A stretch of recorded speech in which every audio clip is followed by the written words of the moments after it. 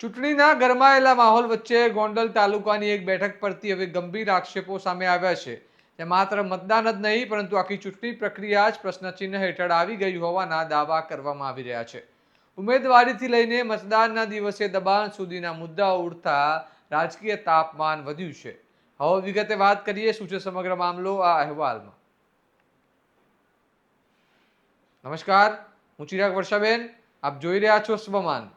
ગોંડલ તાલુકાના 17 સેમડા વોર્ડમાં તાલુકા પંચાયતની ચૂંટણી દરમિયાન ગેરરીતિઓના ગંભીર આક્ષેપો સાથે લેખિત ફરિયાદ કરવામાં આવી છે.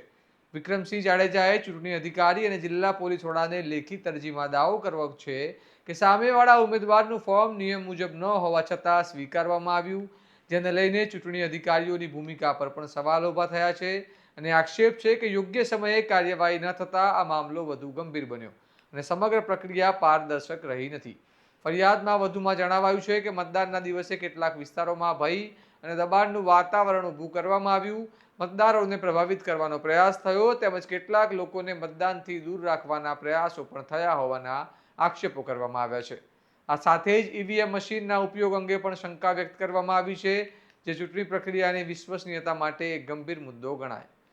ફરિયાદ કરતા વિક્રમસિંહ જાડેજાએ પોતાના પરિવાર અને સમર્થકો પર અગાઉ હુમલા થયાના પણ આક્ષેપ કર્યા છે અને પોલીસ પર પૂરતી કાર્યવાહી ન કરવાના આરોપ લગાવતા કહ્યું છે કે આ કારણે ચૂંટણી નિષ્પક્ષ રીતે યોજાઈ નથી.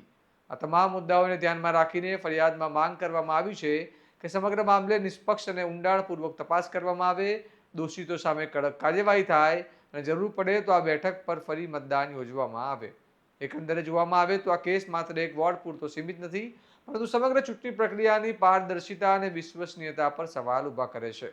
અંતમાં સવાલ એ છે કે શું આ આક્ષેપોમાં સચ્ચાઈ છે?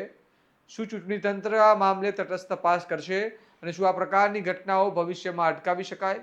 હવે નજર રહેશે તંત્રની આગામી કાર્યવાહી પર. આ મામલે તમારું શું માનવું છે અમને કમેન્ટમાં જણાવો અને આવા જ વિશ્લેષણાત્મક અહેવાલ માટે તમારા સ્વમાનને લાઇક, શેર અને સબસ્ક્રાઇબ કરો. નમસ્કાર.